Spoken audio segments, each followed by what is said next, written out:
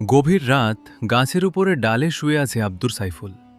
আপনারা হয়তো ভাবছেন, গভীর রাতে গাছের ডালে সাইফুল শুয়ে কি করে? আসলে সাইফুল গাছের ডালে এমনি এমনি শুয়ে থাকে না। সাইফুলকে গাছে নিয়ে আসে একটা পরী। এটা নতুন কিছু না, এর আগেও এমন ঘটনা ঘটেছিল সাইফুলের সাথে। সাইফুল গাছের ডালে শুয়ে আছে, এদিকে লাঠি ও হারিকেন হাতে একজন বৃদ্ধা মহিলা গাছের কাছে এসে সাইফুলকে উদ্দেশ্য করে ডাকতে লাগলো, বাবা সাইফুল, নিচে নেমে আয়। এ বৃদ্ধ মহিলা সাইফুলের মা। সাইফুলের বাবা ভাই বোন কেউ নেই, পরিবারে বলতে সাইফুল ও তার মা। সাইফুলের মা সাইফুলকে ডেকেই যাচ্ছে, কিন্তু সাইফুল নাক ডেকে ঘুমাচ্ছে, মনে হচ্ছে খুব আরামে ঘুমাচ্ছে। এমন অবস্থায় পাশের বাড়ির ২-৩ জন উঠে এসে সাইফুলের মাকে বলে, সাইফুল কি আজকেও গাছের ডালে ঘুমাচ্ছে? তাদের কথার জবাবে সাইফুলের মা বলেন, হ্যাঁ বাবা, ওই দেখো, তোমরা আমার সাইফুলকে গাছ থেকে নিচে নামিয়ে দাও না বাবা। সাইফুলের মায়ের অনুরোধে ওখানে থাকা ২ জন গাছে ওঠান আর সাইফুলকে ধরে নিচে নামান। নিচে নামিয়ে সাইফুলকে অনেক ডাকাডাকির পর সাইফুলের ঘুম ভাঙে। ওর ঘুম ভাঙার পর সেখানে থাকা সবাই বলে, কিরে সাইফুল, তোকে তোর মা কত করে ডাকছে, শুনছিস না? গভীর রাত, তুই গাছের ডালে শুয়ে আছিস, যদি পড়ে যেতিস, আর এখানে আসলি কিভাবে? সাইফুল বলল, আমি তো জানি না কিভাবে আসলাম, আমি তো রুমেই শুয়েছিলাম। আর বিশ্বাস করো, তোমরা তো বলো আমাকে এত করে ডাকার পরও আমি শুনি না কেন? আমার অনেক গভীর ও মধুর ঘুম আসে, আমি জানি না কেন এমনটা হয়। সাইফুলের কথা শুনে সেখানে থাকা সবাই বলে, ঠিক আছে, অনেক রাত হয়েছে, তোর মাকে নিয়ে বাড়িতে যা। ওদের কথা শুনে সাইফুল ওর মাকে নিয়ে বাড়িতে গিয়ে শুয়ে পড়লেন। এই যে সাইফুলের সাথে এত ঘটনা ঘটে, সাইফুল কিন্তু জানে তার সাথে এসব ঘটনা ঘটায় একটা পরী। ওই পরীটা কখনো সাইফুলের সামনে না আসলেও স্বপ্নে অনেকবার আসছে। যাই হোক, বাড়িতে আসার পর সাইফুল কিছুক্ষণ পর ঘুমিয়ে পড়েন। সে রাতে সাইফুলের সাথে আর কিছু ঘটনা। পরের দিনের ঘটনা, সাইফুল জাল নিয়ে বেরিয়ে পড়লেন পাশে থাকা ছোট্ট নদীতে মাছ ধরার জন্য। তো সাইফুল জাল নিয়ে নদীতে মাছ ধরছেন, এমন অবস্থায় সাইফুল খেয়াল করেন তার পেছনে ঘোমটা দেয়া একটা মেয়ে দাঁড়িয়ে আছে। মেয়েটাকে দেখে সাইফুল বলে উঠলেন, কে আপনি? আমার পেছনে দাঁড়িয়ে আছেন কেন? কিছু বলবেন? সাইফুলের কথা শুনে মেয়েটা চুপ করে থাকে। মেয়েটাকে চুপ দেখে সাইফুল মনে মনে ভাবেন, মেয়েটা বোবা নাকি? এ ভেবে সাইফুল আবারও বলেন, আপনি কি আমাকে কিছু বলবেন? আপনার মুখেও ঘুমটা দেয়া, মুখও তো দেখতে পারছি না। সাইফুলের এমন কথায় মেয়েটা মুচকি একটা হাসি দিয়ে সাইফুলকে বললেন, এই ভর দুপুরে রোদের মধ্যে মাছ ধরতে আসছো কেন? তোমার কষ্ট হয় না? আচ্ছা, একটা কাজ করো, ওই যে জায়গাটা আছে ওখানে তোমার জালটা ফেলো। মেয়েটার এমন কথা সাইফুল অবাক হয়ে বললেন, আপনি কে? আমাকে ওখানে জাল ফেলতে বলছেন? আপনাকে চিনি না, জানি না, কেন আপনার কথা শুনবো? যা বলছি করো না, জালটা ওখানে ফেলো। সাইফুল বলল, কিন্তু কোন কিন্তু না, একবার তো আমার কথা শোনো। মেয়েটার কথায় আর দেখানো জায়গায় সাইফুল জাল ফেলল। জাল ফেলে তোলার পর সাইফুল দেখল জালে অনেক মাছ উঠে আসছে। এতটা মাছ উঠে আসছে যে সাইফুল উপরে তুলতেই পারছে না। এত মাছ দেখে সাইফুল তো খুব খুশি। খুশিতে সাইফুল মেয়েটাকে জিজ্ঞেস করল, এবার তো আপনি বলেন, কে আপনি? আমার কাছেই বা কেন আসছেন? সাইফুলের কথায় মেয়েটা তার মুখ আর মাথা থেকে ঘুমটা সরাতেই সাইফুল দেখল খুব সুন্দরী একটা মেয়ে। মানুষ এত সুন্দর হয় কি করে? মেয়েটাকে দেখে সাইফুল এক দৃষ্টিতে তার দিকে তাকিয়ে আছে, চোখ যেন ফিরছেই না। সাইফুলের এমন অবস্থায় মেয়েটা বলে, সাইফুল, কি হলো তোমার? আপনি কে? এত সুন্দর কিভাবে? আমার মনে হয় আমি আপনাকে কোথাও দেখেছি। হ্যাঁ সাইফুল, আমাকে তুমি স্বপ্নে দেখেছ, আমি তোমাকে স্বপ্নে দেখা দিয়েছি। কি? এখনো বোঝেনি আমি কে? আমি পড়ি, লায়লা পড়ি। আমি সেই পড়ি যে তোমাকে স্বপ্নে দেখা দেয়, মাঝে মধ্যে তোমাকে নিয়ে গাছের ডালে শুয়ে রাখি। সাইফুল বলল, ওরি, বলল কি? আমার দিকে তাকিয়ে আছো কেন? আমি তোমাকে আমার আসল পরিচয় দিলাম, ভয় করছে নাহি? কেন জানি ভয় করছে না। আচ্ছা, আপনি আমার কাছে কেন আসেন? আমাকেই বা গাছের ডালে কেন শুয়ে রাখেন? সাইফুল, সত্যি বলতে আমি তোমাকে পছন্দ করি, ভালোবাসি। আমি তোমাকে গাছের ডালে ঘুমিয়ে রাখি, এতে যেন সবাই জানতে পারে আমি তোমাকে পছন্দ করি, ভালোবাসি। কিন্তু সব বলবো, তবে এখন না। তুমি মাছগুলো নিয়ে বাড়িতে যাও, আমি রাতে আসবো তোমার কাছে, তখন কথা হবে। ওড়ির এমন কথায় সাইফুল আর কথা না বাড়িয়ে মাছগুলো নিয়ে বাড়িতে চলে গেল। তারপর পরী আর মানুষের প্রেমের একটা রোম্যান্টিক গল্প নিয়ে আসলাম আপনাদের সামনে। এই গল্পে শুধু পরী নয়, সামনে রোম্যান্টিক জিনও আসবে। অনেক সুন্দর কাহিনী থাকবে এই গল্পে। গল্পটি পুরোটাই শুনতে হবে, তাহলেই বুঝতে পারবেন আসলে কাহিনী কি। এদিকে বাড়িতে যাবার পর কথা মতো সেই রাতে লায়লা পরী সাইফুলের কাছে এসে বললেন, হেই, কি করো? কি করব? রাতের খাবার খেয়ে শুয়ে আছি, ঘুমাবো। আপনি যে আমার কাছে আসলেন, কেউ দেখে ফেললে কি হবে? কেউ দেখবে না। কেউ তোমার রুমে আসলে আমি অদৃশ্য হয়ে যাব, চিন্তা করো না। আচ্ছা, তোমার অন্য নাম নেই? আছে তো, মা আমাকে নাইম বলে ডাকে। ও, তোমার এই নামটা সুন্দর, আমার সাথে মিল আছে। আমি লায়লা, তুমি নাইম। এখন থেকে তোমাকে নাইম নামে ডাকব। আচ্ছা, আপনি আমাকে কতদিন ধরে চেনেন? অনেক দিন। চিন্তা করে বলল, আচ্ছা ঠিক আছে, আমি তোমার সাথে তোমার রাজ্যে যাব, কিন্তু আমাকে কথা দিতে হবে। আমাকে আবার তাড়াতাড়ি রেখে যাবা, বুঝেই তো, বাড়িতে আমার বৃদ্ধ মা একা। ঠিক আছে, তাই হবে। আমি তোমাকে এক রাতের বেশি রাখবো না, তুমি যা বলবা তাই হবে। তুমি আজ রাতে খাবার শেষে অপেক্ষা করবা, আমি তোমার কাছে গিয়ে তোমাকে নিয়ে আমার রাজ্যে যাব, কেমন? পরীর কথা রাজি হয়ে নাইম সেই রাতে খাবার শেষে অপেক্ষা করতে থাকে। এভাবে বেশ কিছুক্ষণ অপেক্ষা করলেন, কিন্তু লায়লা পরী তো আসে না। পরীর অপেক্ষা করতে করতে একসময় নাইম ঘুমিয়ে পড়েন। ঘুমিয়ে পড়ার পর নাইম কতক্ষণ ঘুমিয়েছিল জানে না। হঠাৎ নাইমের ঘুম ভেঙে যায় লায়লা পরীর ডাকে। পরী নাইমকে বলছে, নাইম, ওঠো, দেখো তুমি কোথায়? পরীর ডাকে চোখ খুলে নাইম এদিক সেদিক তাকিয়ে বলল, লায়লা, আমি কোথায়? এটা কোনো জায়গা? ভয় পেও না, তুমি জিনদের রাজ্যে। আমি তোমাকে ঘুমের মাঝেই জিনদের রাজ্যে নিয়ে এসেছি। চারিদিকটা কত সুন্দর, এত রূপকথার জগতের মতো। লায়লা বলল, এর চেয়ে আরও সুন্দর সুন্দর জায়গা আছে, তোমাকে একটু পর দেখাবো। তার আগে চলো, আমার পরিবারের সাথে তোমার পরিচয় করাই। মা বাবা অপেক্ষা করছে তোমার জন্য। এই কথাটা বলে লায়লা পরী নাইমকে নিয়ে তার প্রাসাদে চলে গেলে। সেখানে যাবার পর নাইম দেখলেন সাদা জুব্বা পরা একজন চেয়ারে বসে আছে। উনাকে দেখে লায়লা বললেন, নাইম, উনি আমার বাবা, কথা বলো, ভয় পেও না। জিনের রাজ্যে এখানে সবাই জিন, ভয় তো একটু লাগবেই। নাইমের অবস্থাও সেরো। এদিকে খাবার শেষে নাইম পরীকে বললেন, লায়লা, আমি তো আসলাম বেশ কিছুক্ষণ হলো, আমাকে বাড়িতে কখন রেখে আসবা? লায়লা, আসবো, আর কিছুক্ষণ থাকো। চলো, আমি তোমাকে এখন সুন্দর একটা জায়গায় নিয়ে যাব, জায়গাটা আমার অনেক পছন্দের। এই কথাটা বলে লায়লা পরী নাইমকে নিয়ে একটা জায়গায় গেলেন। জায়গাটা খুব সুন্দর, ঝর্ণার পানি গড়িয়ে গড়িয়ে পড়ছে নদীতে। সেখানে খুব সুন্দর একটা ফুলের গাছ। লায়লা পরী নাইমকে নিয়ে সেই সুন্দর ফুলের গাছের নিচে বসে গল্প করতে লাগলেন। এত সুন্দর জায়গা নাইম আগে কখনো দেখেনি। চারিদিকটা ভালো করে তাকিয়ে নাইম বললেন, তোমাদের জিনদের রাজ্য কত সুন্দর, চারিদিকে তাকালে চোখ জুড়িয়ে যায়।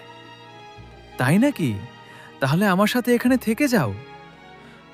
সম্ভব হলে থাকতাম, কিন্তু আমার তো বৃদ্ধ মা আছে, মা আমাকে ছাড়া কিভাবে বাঁচবে বলো? নাইম, তোমাকে একটা কথা বলি, তুমি রাজি থাকলে আমরা বিয়ে করতে পারি। কি বল? এটা কিভাবে সম্ভব? কেউ কি মেনে নেবে? তুমি তোমার মাকে সময় করে বলবা, দেখবা তোমার মা কি বলে। আর এদিকে আমিও আমার পরিবারকে বুঝাবো, দেখব ওনারা রাজি হয় কিনা। ঠিক আছে, আমি মাকে বলবো। এখন আমাকে বাড়িতে রেখে আসো, দেখে হাতটা দাও। লায়লার কথায় নাইম ও ওর হাতটা পরীর হাতে রাখতে নাইম আবারও ঘুমিয়ে যান। এদিকে নাইমের যখন ঘুম ভাঙে তখন সে দেখে সে বাড়িতে তার রুমে শুয়ে আছে। নিজেকে বাড়িতে দেখে নাইম মনে মনে ভাবে, লায়লা পরী নিশ্চয়ই ওকে রেখে গেছে। এদিকে নাইম বাইরে তাকিয়ে দেখলেন রোদ, তার মানে দিন হয়েছে। এইভাবে নাইম বিছানা থেকে উঠে ওর মাকে ডাকতে বললেন, মা, কই তুমি? আরে খাবার দাবার কিছু থাকতে দাও না। নাইমের কথায় ওর মা দৌড়ে এসে নাইমের দিকে তাকিয়ে বললেন, নাইম, কই থেকে আসলি? কোথায় ছিলি? কোথায় আর থাকবো, ঘুমিয়েছিলাম, ঘুম থেকে উঠলাম। মিথ্যা বলার জায়গা পাস না। নাইম, সত্যি করে বলো, এই 3 দিন কোথায় ছিলি? 3 দিন মানে? আজ 3 দিন হলো তুই বাড়িতে নেই। কোথায় ছিলি? তোকে অনেক জায়গায় খুঁজছি। কি? আমি 3 দিন থেকে বাড়িতে নেই, এটা কিভাবে হয়? আমি তো 1 রাতের জন্য গিয়েছিলাম, তাই না? বিড়বিড় করে কি পড়িস? কোথায় গিয়েছিলি? না মানে আমি আমার এক বন্ধুর বাড়িতে গেছিলাম, ওইখানেই ছিলাম 3 দিন। তোমাকে বললে তো যেতে দিতে না। নাইমের মা বলল, আমার কথা একবারও ভাবিসনি? জানিস তোকে খুঁজে না পেয়ে কতটা চিন্তায় ছিলাম। মাফ করে দাও মা, আর এমনটা হবে না। এখন কিছু খেতে দাও। নাইমের কথা শুনে ওর মা নাইমের জন্য খাবার নিয়ে আসলে খাবারগুলো খেতে খেতে নাইম ভাবতে লাগলো, এটা কি হলো? আমি 1 রাতের জন্য লায়লার সাথে পরীর রাজ্যে গিয়েছিলাম, তাহলে 3 দিন হলো কি করে সেটা? যাই হোক, লায়লা পরী আসলে জিজ্ঞেস করে নিব। এইভাবে নাইম খাবারটা শেষ করে জাল হাতে নদীর দিকে যেতে লাগলো। নদীর কাছে যেতেই নাইম দেখল লায়লা পরী একটা গাছের নিচে দাঁড়িয়ে আছে। লায়লাকে দেখে নাইম কাছে গিয়ে বলল, এটা কি করছো? কি করলাম? আমি তো কিছু করিনি। কিছু করনি? আমাকে 1 রাতের কথা বলে 3 দিন তোমাদের জিনদের রাজ্যে রেখেছিলে কেন? আমার কি দোষ? তুমি তো গভীর ঘুমিয়েছিলা। আমাদের রাজ্যে তোমার এতটা ভালো লেগেছে যে বুঝতে পারোনি কখন 3 দিন চলে গেছে। জানলে কি আর থাকতাম? মা কত তো চিন্তা করছিল আমার জন্য, জানো? আচ্ছা, এসব বাদ দাও না। আমাদের বিয়ের কি হলো? ওই তো, বিয়ে হেঁটে হেঁটে আসছে। মানে ওই দেখো, একটা মেয়ে আসছে আমার দিকে, দেখতে পাচ্ছ? হ্যাঁ, কেউ নাইম? আমার বাড়ির পাশে বাড়ি, ওর নাম তানিয়া। আমাকে পছন্দ করে বিয়ে করতে চায়। সবসময় আমাকে জ্বালায়, জানো? তুমি একটু আড়ালে যাও, দেখো সে এসে কি বলে আমাকে। চিন্তা করো না, তুমি ছাড়া আমাকে কেউ দেখতে পাবে না, আমি অদৃশ্য হয়ে আছি। এই কথাটা বলে লায়লা অদৃশ্যভাবেই পাশে দাঁড়িয়ে রইল। এদিকে সেই মেয়েটা তানিয়া নাইমের কাছে এসে নাইম বলল, কি হলো, কোথায় যাও? কোথায় আর যাব, তোমার কাছে আসলাম। কেন, কিছু বলবা? তানিয়া বলল, নতুন করে আর কি বলবো, চলো না বিয়ে করি। তুমি তো জানো আমি তোমাকে পছন্দ করি। তোমার মাও কিন্তু আমাকে পছন্দ করে, শুধু তুমি রাজি নও। তোমার প্রতি আমার ফিল আসে না। কি করব বলো? বিয়ের পর সব ঠিক হয়ে যাবে, আমি তোমাকে বিয়ে করব। তা না হলে কারো সাথে বিয়ে হতে দেব না, এ বলে দিলাম। তাই নাকি? আচ্ছা বাড়িতে যাও, আমি নদীতে যাব মাছ ধরার জন্য। ঠিক আছে, যাচ্ছি, কিন্তু তুমি শুধু আমার মনে রেখো। এই কথাটা বলে সুবি চলে গেল। এদিকে সুবি চলে যাবার পর লায়লা পরী নাইমকে বলল, ওকে শূন্যে তুলে কিন্তু আমি আছর মারব। আরে না না, এমনটা করো না। হাহ, আবেগে বলে এসব কথা? আবেগ না ছাই, ওই মেয়ে তোমাকে বিয়ে করতে চায়। কেন তুমি ওকে বলে দিতে পারো না তুমি ওকে পছন্দ করো না, বিয়ে করবে না? সময় হলে ও একাই বুঝে যাবে। আচ্ছা, তোমার মাকে কি বলেছ আমাদের বিয়ের কথা? না, এখনো বলিনি। ভয় হয় জানো, মা যদি রাজি না হয়। মা ছাড়া তো আমার আর কেউ নেই। আমার চাচারা আছে, চাচাতো ভাইও আছে, ওরা বড় লোক, আমাদেরকে তো ছোট নজরে দেখে। আমার এই ছোট সংসারে শুধু মা আছেন। নাইম, আমি কিন্তু তোমাকে কোনোরকম জোড়াজুড়ি করছি না। তোমাকে আমি অনেক ভালোবাসি। তুমিও নিশ্চয়ই আমাকে পছন্দ করো, ভালোবাসো। তুমি তোমার মাকে ভালোভাবে বুঝিয়ে বলবা আজ রাতে, বলে দেখো উনি কি বলেন। মরিয়ম পরীর কথায় নাইম রাজি হন। মরিয়ম পরীও নাইমের কাছে বিদায় নিয়ে তখনকার মতো চলে গেলেন। যাই হোক, কথা মতো সেই রাতে নাইম ওর মাকে বলে, মা, তোমাকে একটা কথা বলার ছিল, জানি বিশ্বাস করবা না, তবুও বলি। কি কথা বাবা, বল। না বলো আগে, কথাটা শুনে রাগ করবা না? তুই আমার একমাত্র ছেলে, তুই ছাড়া কে আছে আমার? রাগ করব না, বল কি বলবি? মা, আমি তোমাকে মিথ্যা বলছিলাম। আমি যে 3 দিনের জন্য বাড়িতে ছিলাম না, জানো এই 3 দিন আমি কোথায় ছিলাম? কোথায় ছিলি? জিনদের রাজ্যে একটা পরীর সাথে গিয়েছিলাম। মা, আমার কাছে একটা পরী আসে। এটা সেই পরী যে আমাকে গভীর রাতে গাছের ডালে ঘুমিয়ে রাখে। মা, ওই পরীটা খুব ভালো, ওর নাম লায়লা। লায়লা পরী আমাকে ভালোবাসে, পছন্দ করে। সত্যি বলতে আমিও ওকে পছন্দ করি। লায়লা পরী চায় আমরা বিয়ে করি। আমি তোমাকে আমাদের বিয়ের কথাই বলতে আসলাম। তুমি যদি রাজি থাকো তাহলে পরীকে বিয়ে করব। তুই এ কি বলতেছিস বাবা? একটা পরীকে বিয়ে করবি? কিন্তু ওর সাথে সংসার করবি কিভাবে? কোথায় থাকবে অনাইম? আমার সাথে সংসার করবে, আমাদের সাথেই থাকবে। মা, আমি কিন্তু তোমার কথার অবাধ্য হব না। তুমি যা বলবা সেটাই করব।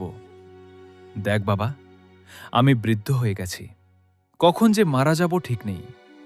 আমার ইচ্ছের কি আছে, তুই যদি রাজি থাকিস তাহলে আমি মানা করব না। তবে বিষয়টা আরেকবার ভেবে দেখ। ঠিক আছে মা? আচ্ছা, তুই পরীকে একবার আমার সামনে আমার কাছে নিয়ে আয়, আমি ওর সাথে কথা বলি দেখি, ওকে নাইমের মায়ের কথায়। নাইম বললেন, ঠিক আছে মা, আমি কাল রাতে লায়লা পরীকে তোমার কাছে নিয়ে আসব। তুমি ওকে দেখবা, কথা বলবা, কিন্তু খবরদার এই কথা কাউকে বলবা না। এই কথাটা বলে নাইম নিজের রুমে গিয়ে ঘুমিয়ে পড়ল। পরের দিন দিনের বেলা লায়লা পরী নাইমের কাছে আসলে নাইম পরীকে সব খুলে বলে। নাইম বলে, মা তোমার সাথে কথা বলতে চায়, দেখা করবা আজ রাতে? নাইমের কথায় লায়লা পরী রাজি হন। তার কথা মতো সে রাতে লায়লা নাইমদের বাড়িতে নাইমের মায়ের সামনে আসেন। পরী এসে নাইমের মাকে সালাম দিয়ে বললেন, মা, আসসালামু আলাইকুম, কেমন আছেন আপনি? ওয়ালাইকুম আসসালাম, আমি ভালো আছি আলহামদুলিল্লাহ। আমি কি স্বপ্ন দেখছি নাকি? স্বপ্নের মতো মনে হচ্ছে, একটু একটু ভয়ও করছে। মা, আপনি ভয় পাবেন না, আমি পড়ি ঠিক আছে, কিন্তু ভয়ঙ্কর রূপে তো আপনার সামনে আসেনি। আপনি নাকি আমাকে দেখতে চেয়েছেন, কথা বলতে চেয়েছেন। নাইমের মা বলল, তুমি পড়ি আসলেই দেখতেও পরিমাকে ডাকছি। মা একটা কথা বলতে নাইমের মুখে শুনলেন, তোমরা দুজন একে অপরকে পছন্দ করো, ভালোবাসো, বিয়ে করতে চাও? হ্যাঁ মা, ঠিকই শুনেছেন, কিন্তু আপনারও আমার পরিবারের অনুমতি ছাড়া আমরা দুজন কিছুই করব না। আমি আর কি বলবো, আমার ছেলে যদি জেনে শুনে তোমাকে বিয়ে করবে।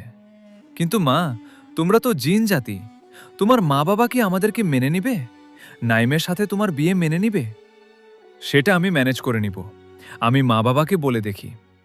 ঠিক আছে, বলো, দেখো ওনারা কি বলে। নাইমের মায়ের কথায় লায়লা পরী আরও কিছুক্ষণ গল্প করে চলে গেলেন। এই ঘটনার পরের দিন নাইম পরীর জন্য অপেক্ষা করতে থাকে, কিন্তু পরী তো আসে না। এইভাবে এক এক করে 3 দিন চলে যায়। এই 3 দিনে নাইম পরীর জন্য অপেক্ষা করলেও পরী আসে না। এদিকে 3 দিন পর এক রাতে লায়লা পরী নাইমের কাছে আসে।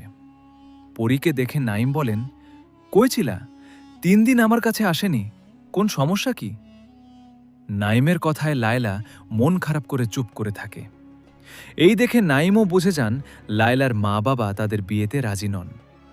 লায়লা মন খারাপ করে বসে। এ দেখে নাইম বলল, কি হয়েছে, কথা বলো না কেন? তোমার মা বাবা কি আমাদের বিয়েতে মত দেননি? ওনারা কি রাজি নন? না, মত দেননি, উল্টো একটা জিনের সাথে আমার বিয়ে ঠিক করেছে। কি, তোমার বিয়ে ঠিক করেছে? করেছে। এই কথাটা বলে নাইমও মন খারাপ করে বসে থাকে। এ দেখে লায়লা পরী হা হা করে হাসতে হাসতে বলে, আরে আমি তো মজা করছিলাম বোকা, আমার মা বাবা আমাদের বিয়েতে মত দিয়েছে। আমার মা বাবা 2-1 দিনের মধ্যে তোমাদের বাড়িতে আসবে, তোমার মায়ের সাথে কথা বলতে। সত্যি? আমি কত ভয় পেয়ে গিয়েছিলাম। ধুর বোকা, ভয় কিসের? আমাদের পরিবার রাজি, এখন শুধু বিয়ের অপেক্ষা। ঠিক আছে, শুনে ভালো লাগলো। আচ্ছা শোনো না, বলছিলাম শরীরটা খারাপ লাগছে আজ, ঘুমায় অনেক রাত তো হয়েছে, কাল এসো কেমন? নাইমের কথায় লায়লা পরি চলে গেলেন। পরি চলে যাবার পর নাইমও ঘুমিয়ে পড়ল।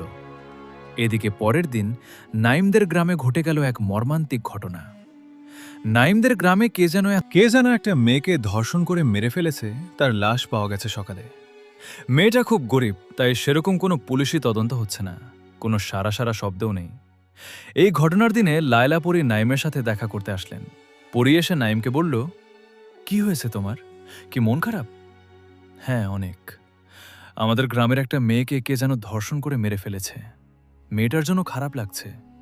ওর মা বাবা অসহায় হয়ে মানুষের দুয়ারে দুয়ারে ঘুরছে, কিন্তু মেয়েটার সাথে কে এমন করলো সেটা কেউ জানে না। নাইম, আমি কিন্তু জানি এই কাজটা কে করেছে। কি, তুমি জানো কে করেছে এই কাজ? তোমার চাচাতো ভাই রাকিব ও তার এক বন্ধু, দুজন মিলে। রাকিব? রাকিব এই কাজ করেছে? কি বলছো তো তুমি? কি শিওর দেখেছো? নাইম, ভুলে যেও না, আমি পড়ি। আমি তোমাদের মানুষদের খবর খুব দ্রুত এনে দিতে পারি। তাছাড়া কাল রাতে তোমার কাছ থেকে চলে যাবার সময় আমি দেখেছি ওদের কাছে লাইট আর সিগারেটের আগুন থাকায় আমি কাছে যেতে পারিনি, মেয়েটাকে বাঁচাতেও পারিনি। আমি শিওর, আমি দেখেছি রাকিব ও তার বন্ধু এই কাজটা করেছে, মেয়েটাকে ধর্ষণ করে মেরে ফেলেছে। লায়লা পরীর মুখে কথাগুলো শুনে নাইম অবাক হয়ে বসে পড়লেন। এই দেখে লায়লা বললেন, নাইম দেখো, যেটা হবার হয়ে গেছে, মেয়েটা তো আর বেঁচে নেই। মেয়েটাকে তোমার চাচাতো ভাই আর তার বন্ধু ধর্ষণ করে মেরে ফেলেছে, এই কথাটা আমি জানি। আমি তোমাকে বললাম তুমি এর সঠিক বিচার করো, ওদেরকে পুলিশে ধরিয়ে দাও। তার আগে ভালো হয় তোমার চাচাতো ভাইয়ের সাথে কথা বলো। ও যদি নিজে দোষ স্বীকার করে পুলিশের কাছে ইচ্ছাকৃতভাবে ধরা দেয় তাহলে তো ভালো হয়। নাইম বলল, তুমি ঠিকই বলেছ। আচ্ছা তুমি এখন চলে যাও, কালকে আমার সাথে দেখা করো কেমন? নাইমের কথায় লায়লা পড়ি চলে গেলেন। এদিকে নাইমও তার চাচাতো ভাই আরিফুলের সাথে দেখা করলেন। দেখা হতে নাইম আরিফুলকে বললেন, আরিফুল শোন, তোর সাথে কথা আছে।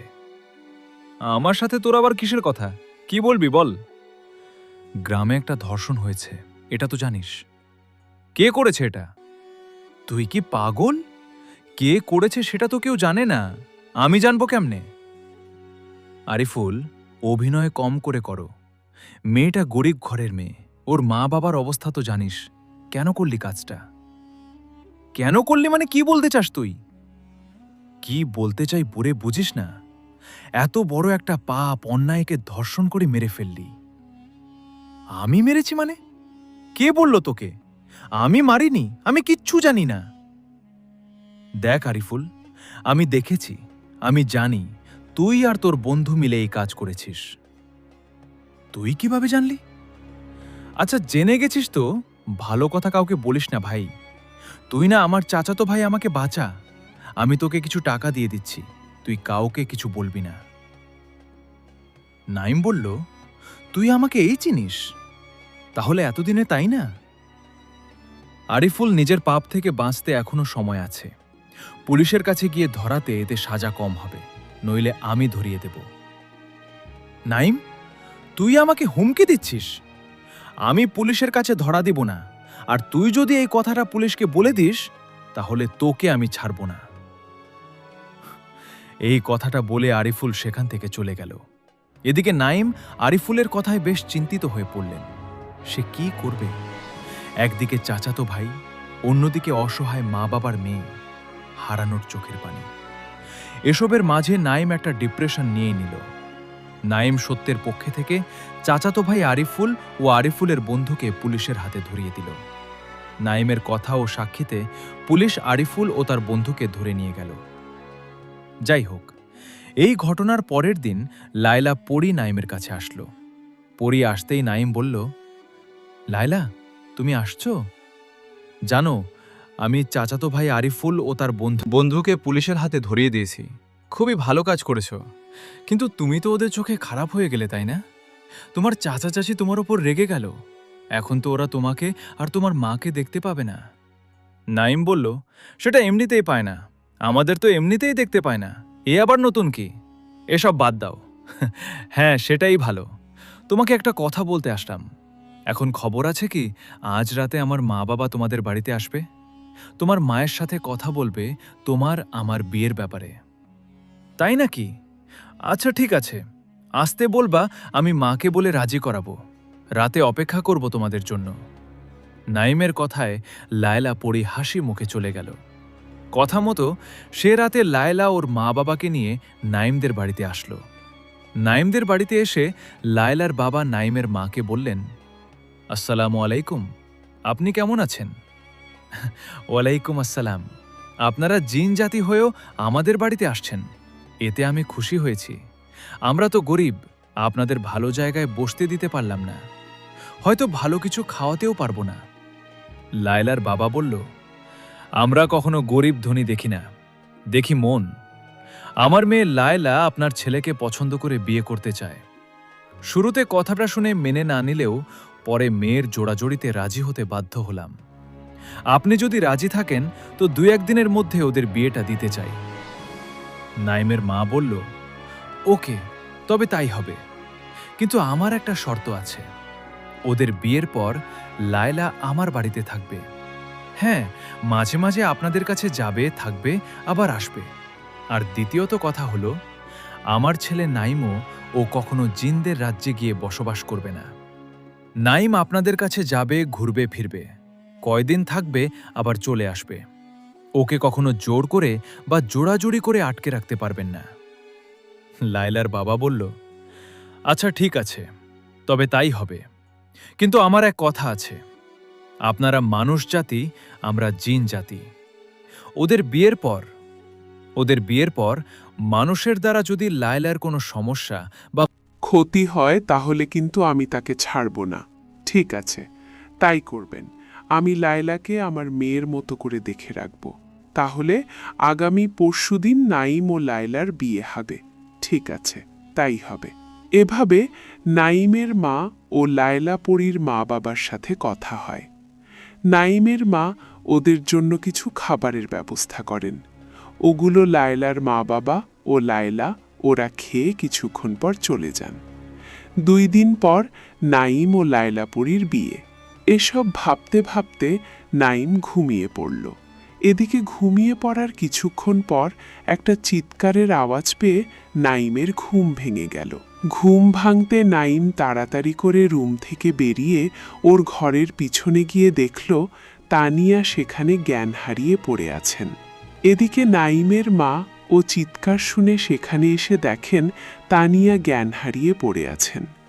নাইম ও নাইমের মা দুজনে ধরাধরি করে তানিয়াকে ঘরে নিয়ে গিয়ে তানিয়ার জ্ঞান ফেরান। জ্ঞান ফিরতেই তানিয়া বলতে থাকে, আমাকে ছেড়ে দাও, আমি আর এখানে আসব না, ছেড়ে দাও। তানিয়ার এমন আচরণে নাইমের মা বললেন, তানিয়া, এই তানিয়া, আরে কি বলছিস এসব? নাইমের মায়ের কথায় তানিয়ার হুঁশ আসে। নাইমের মা তখন বললেন, তানিয়া, তুই এই রাতের বেলা নাইমের রুমের পিছনে কি করিস? কি করছিলি? আর তুই চিৎকার দিয়ে জ্ঞান হারালি কেন? খালা, তুমি তো জানো আমি তোমার ছেলে নাইমকে পছন্দ করি, বিয়ে করতে চাই। আমার নাইমকে দেখতে অনেক ইচ্ছে করছিল, তাই নাইমের রুমের পিছনে এসে লুকিয়ে লুকিয়ে নাইমকে দেখার চেষ্টা করছিলাম, তখন আমার পেছন থেকে একটা আওয়াজ আসে। মেয়ে কণ্ঠে কেউ একজন বলে উঠেছে, তুই এখানে কেন? তোকে আজ এমন শিক্ষা দেব আর কখনো এখানে আসবি না। আওয়াজটা শুনে আমি পেছনে তাকাতেই দেখলাম খুব ভয়ঙ্কর একটা মেয়ে। ওটাকে মেয়ে বললে ভুল হবে, ওটা মনে হয় একটা ডাইনি। বাবা, কি ভয়ানক! আমি ওর দিকে তাকাতেই ও এসে আমার গলা চেপে ধরে। তাই তো ভয়ে চিৎকার দিয়ে জ্ঞান হারিয়ে ফেলি। তানিয়ার মুখে এসব কথা শুনে তো নাইম ও নাইমের মা বুঝে যান এটা লায়লাপুরীর কাজ। ও তানিয়াকে ভয় দেখিয়েছে। তানিয়াকে কিছু বুঝতে না দিয়ে নাইমের মা বললেন, তুই হয়তো ভয় পেয়েছিস, চল আমার সাথে চল, তোকে বাড়িতে রেখে আসি। আজকের পর রাত বিরাতে বাইরে আসবি না। এই বলে নাইমের মা তানিয়াকে নিয়ে ওর বাড়িতে গেল। এদিকে নাইম রুমে এসে আবারও ঘুমিয়ে পড়ল। এভাবে কেটে গেল আরও একটা দিন। পরের দিন রাতে খাবার শেষে নাইম ঘুমিয়েছিলেন। হঠাৎ নাইমের ঘুম ভেঙে যায় লায়লা পরীর কথায়। পরীর কথায় ঘুম ভেঙে নাইম দেখেন সে তার রুমে নেই, সে অন্য কোথাও চলে এসছেন। আশপাশে এদিক সেদিক তাকিয়ে নাইম বললেন, লায়লা, কোথায় আমি? আমাকে তোমার রাজ্যে নিয়ে আসছো কেন? হ্যাঁ, নাইম বলল, কেন? তো কি করব? কালকে আমাদের বিয়ে, আমরা ঘোরাঘুরি করব না বুঝি? তুমি তো খেয়ে দিয়ে ঘুমিয়ে পড়েছ, তো কি করব? রাতের বেলা কোথায় ঘুরতে যাব? কেন, আমার সাথে আসবা? এই যে তোমাকে আমার কাছে নিয়ে আসলাম, দেখো জায়গাটা কত সুন্দর, তাই না? হ্যাঁ, অনেক সুন্দর, সুন্দর জায়গা, সুন্দর মুহূর্তে প্রিয় মানুষের পাশে বসে থাকার অনুভূতি অন্যরকম, তাই না? হ্যাঁ, দেখো কারা আসছে, ওরা আমার বান্ধবী পরিমাকে দেখতে আসছে। লায়লা পরীর কথা শেষ হতে না হতে ওর বান্ধবী দুজন এসে নাইমের সাথে পরিচিত হয়ে কথা বললেন। ওই পরি দুজন কথা বলে চলে যাবার পর নাইমকে বললেন, নাইম, আমার সাথে আসো, তোমাকে একটা জিনিস দেখাই। এই বলে নাইমের হাত ধরে লায়লা চলে গেলেন তার প্রাসাদের কাছে। ওখানে যেতেই নাইম তো অবাক, হা হয়ে সামনের দিকে দাঁড়িয়ে আছে। এই দেখে লায়লা বলল, নাইম, কি হলো? কি দেখছো? এত সুন্দর করে সাজানো হয়েছে, চারিদিকে কত সুন্দর সাজানো, এখানে কি হবে? কেন এভাবে সাজিয়েছ? কেন? কাল তোমার আমার বিয়ে, তাই তো এমন করে সাজিয়েছি, বুঝলা? সত্যি খুব সুন্দর লাগছে। আচ্ছা, এবার চলো, তোমাকে বাড়িতে রেখে আসি, কাল বিয়ের সময় দেখা হবে, ঠিক আছে? চলো। নাইমের কথায় লায়লা বুড়ি নাইমকে তার বাড়ি রেখে গেলেন। বাড়িতে রেখে যাবার পর নাইম ওর মায়ের সাথে কথা বলতে লাগলো। কাল নাইম ও লায়লা বুড়ির বিয়ে, তাই নাইম ওর মাকে বলল, মা, কাল তো আমাদের বিয়ে, সেই বিষয়ে তোমাকে কিছু বলতে চাই। মা, লায়লা তোমার কাছে অনুমতি চাইছে। লায়লা বলল, আমাদের বিয়েটা যেন আমাদের বাড়িতে না হয়ে জিনদের রাজ্যে হয়। কেন? এখানে হলে কি সমস্যা? সমস্যা বলতে, ও আর আমার বিয়ে, এটা তো কেউ জানে না। এখন আমাদের বাড়িতে বিয়ে হলে তো কেউ না কেউ জেনে ফেলবে, তাই ওখানে বিয়েটা হওয়া ভালো। তাই বলে আমি আমার একটা মাত্র ছেলের বিয়ে তো থাকবো না। তুমি থাকবা না কে বলল? লায়লা বলেছে তোমাকে আর আমাকে ওদের জিনদের রাজ্যে নিয়ে যাবে। বিয়ে শেষ হলে আবার রেখে যাবে? কি বলিস? সত্যি আমার তো ভয় করছে। জিনদের রাজ্যে কেমন যে হয় আমি তো জানি না। ভয় পেও না মা, আমি তো দেখেছি খুব সুন্দর, তোমার অনেক ভালো লাগবে। ভয়ের কিছুই নেই, ওখানে কেউ তোমার কিচ্ছু করবে না। আচ্ছা ঠিক আছে, তাহলে আমি যাব। নাইমের মা রাজি হওয়ায় সেই রাতে নাইম ও নাইমের মা রেডি হয়ে অপেক্ষা করতে লাগলেন। এদিকে লায়লা পরি ওদের কাছে এসে কিছুক্ষণের মধ্যে তাদের দুজনকে জিনদের রাজ্যে নিয়ে গেল। জিনদের রাজ্যে নাইমের মা প্রথমবার গেলেন। উনি গিয়ে তো এত সুন্দর জায়গা দেখে পুরোই অবাক। সারাদিনে খুব সুন্দর করে সাজানো বিয়ে উপলক্ষে অনেক জিনও এসেছে লায়লাদের বাড়িতে। নাইম ও নাইমের মা লায়লার প্রাসাদে যাবার পর তাদেরকে ফুল দিয়ে বরণ করে নেওয়া হয়। সেখানে যাবার কিছুক্ষণ পর নাইম ও লায়লা পরীর বিয়ে হয়। বিয়ে শেষে সবাই মিলে একসাথে বসে খাওয়া দাওয়া করে। খাবার শেষে লায়লা পরীর মা বাবা নাইমের মাকে বলেন, লায়লা আমার বড় আদরের মেয়ে, আমি ওর কোনো কথা ফেলতে পারি না, তাই নিয়ম ভঙ্গ করে আমি মানুষের সাথে আমার মেয়ের বিয়ে দিলাম। আমার মেয়ের যেন মানুষের দ্বারা কোনো ক্ষতি না হয় সেদিকে খেয়াল রাখবেন। পরীর বাবার এমন কথায় নাইমের মা পরীর মা বাবাকে শান্ত করে বললেন, আপনারা কোনো চিন্তা করবেন না, লায়লা আজ থেকে আমার মেয়ে, আমি ওকে দেখে রাখব। মানুষের দ্বারা ওর যেন কোনো ক্ষতি না হয় সেদিকে খেয়াল রাখব। লায়লার বাবা বলল, তাই যেন হয়। আচ্ছা আপনারা একটা কাজ করুন, ওই যে ওখানে ঘোড়ার গাড়ি দেখতে পাচ্ছেন, আপনি নাইম ও লায়লা গিয়ে ওখানে বসে পড়ুন। ওখানে বসলে আপনাদের কিছু বলতে হবে না, ঘোড়ার গাড়ি আপনা আপনি চলতে থাকবে। আপনারা জিনদের রাজ্যে এসেছেন, একটু ঘোরাফেরা করুন, ওই ঘোড়ার গাড়ি আপনাদের নিয়ে সুন্দর সুন্দর জায়গায় ঘুরবে। ঘুরতে ঘুরতে এক ফাঁকে আপনাদের ঘুম চলে আসবে, ঘুমিয়ে পড়বেন। যখন আপনাদের ঘুম ভেঙে যাবে তখন আপনারা দেখবেন আপনাদের বাড়িতে রুমে শুয়ে আছেন। মরিয়ম তো আপনাদের সাথে আছে। চিন্তা নেই, আর আমরা আমাদের মেয়েকে মাঝে মধ্যে গিয়ে দেখে আসব। এখন যান, ঘোড়ার গাড়িতে উঠে বসুন। মরিয়মের বাবার কথায় নাইমের মা ও মরিয়ম পরি ঘোড়ার গাড়িতে উঠে বসল। ঘোড়ার গাড়িতে উঠে বসে নাইম ও ওর মা খেয়াল করল অটোমেটিক ঘোড়াগুলো চলতে লাগলো।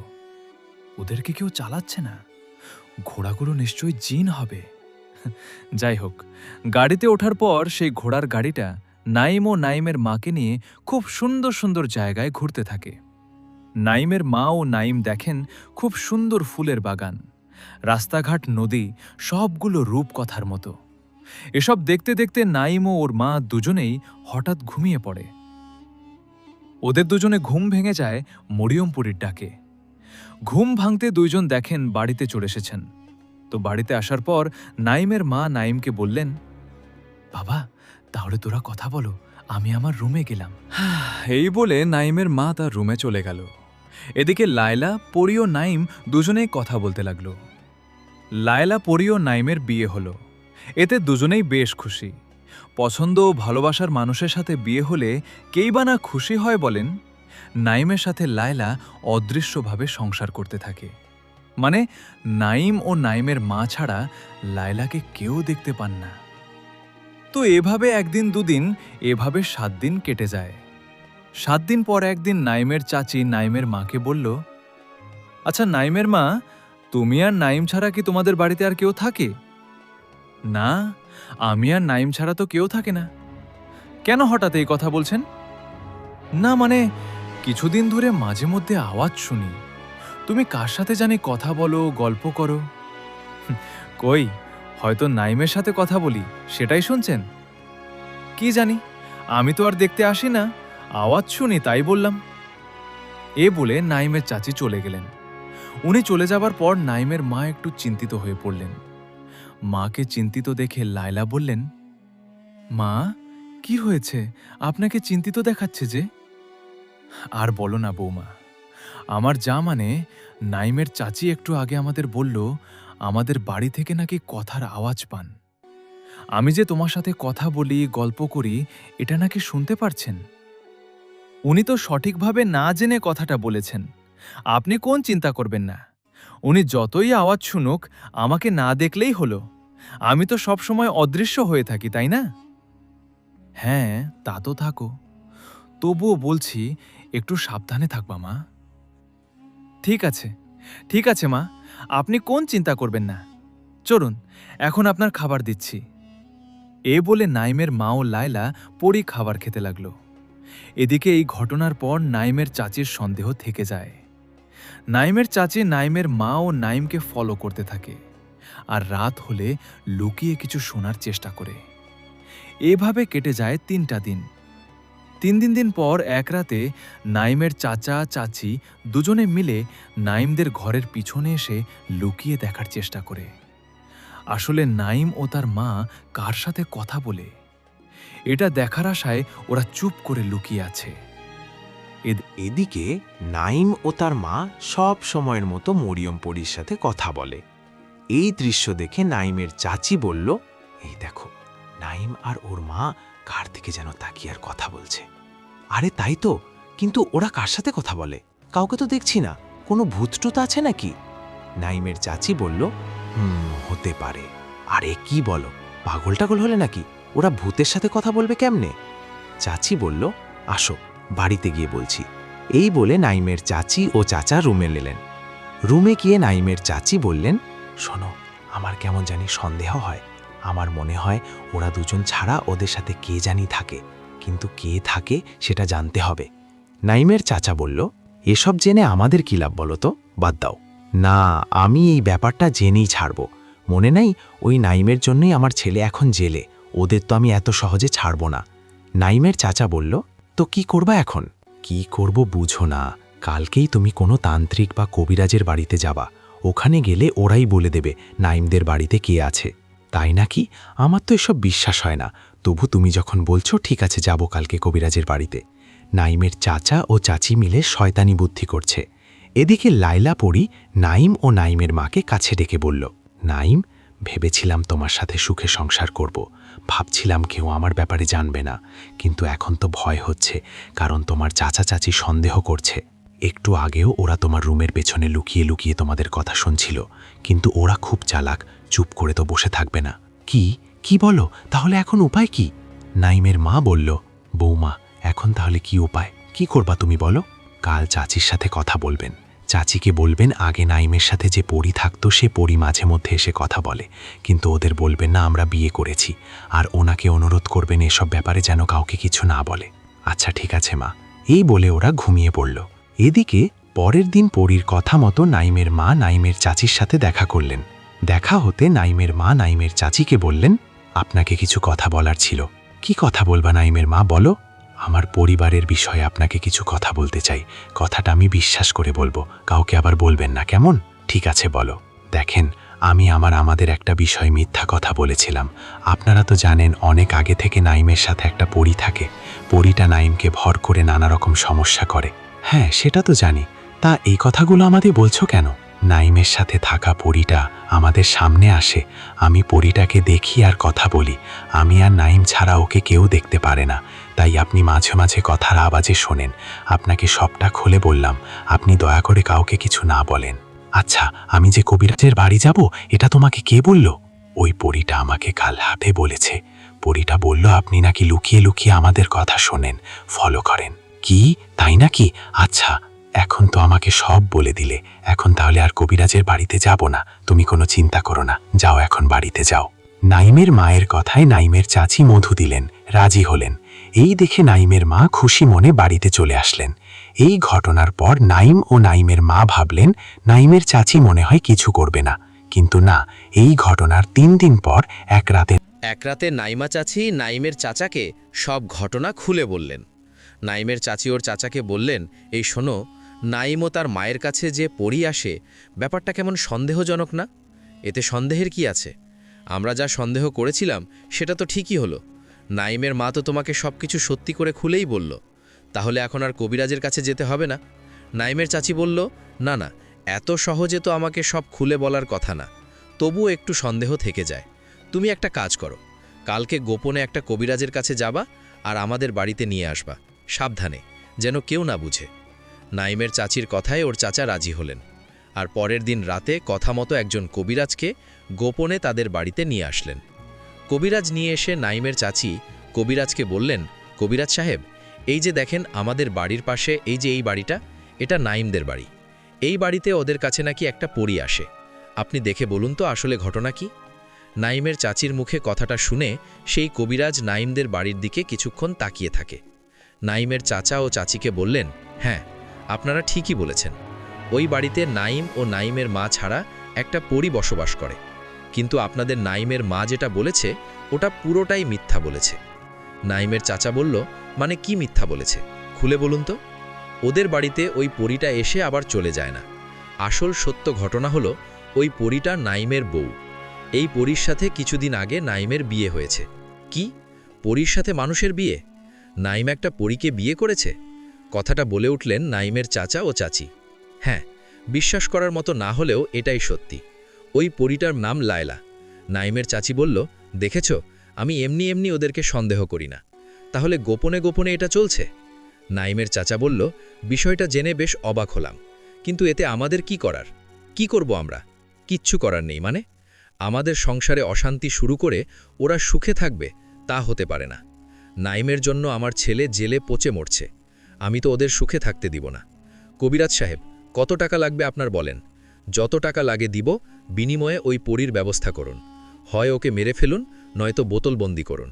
কি বলেন, এসব ভেবে বলছেন তো? নাইমের চাচি বলল, হ্যাঁ, ভেবে বলছি। আপনাকে যা যা বলবো তাই তাই করবেন, বিনিময়ে পাবেন টাকা, অনেক টাকা।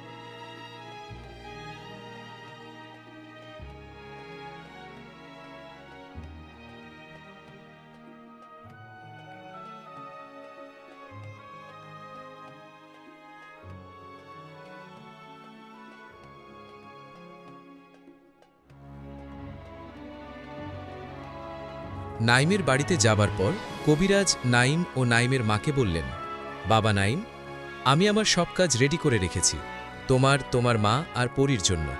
এই যে দেখো কালো সুতা, এটা তোমাদের হাতে বা কোমরে বাঁধো, কেউ যেন দেখে না ফেলে, যেন আমার নিচে থাকে। আর তোমাদের খাওয়ানোর জন্য এই গাছের শিকড়টুকু নিয়ে আসছি। এটা খেলে কি হবে, তোমার চাচা চাচি অন্য যে কবিরাজ বা তান্ত্রিকের কাছে যাক, তোমাদের কোনো ক্ষতি করতে পারবে না, কালো জাদু করতে পারবে না। আর একটা কথা। কি কথা চাচা? তোমার বউ মানে পরী তো নিশ্চয়ই এখানে অদৃশ্য হয়ে আছে, ওকে দৃশ্যমান হতে বলো, আমার সামনে আসতে বলো, আমি কথা বলবো ওর সাথে। কবিরাজের কথায় নাইম পরীকে বলল, মরিয়ম। পরী কবিরাজের সামনে আসে।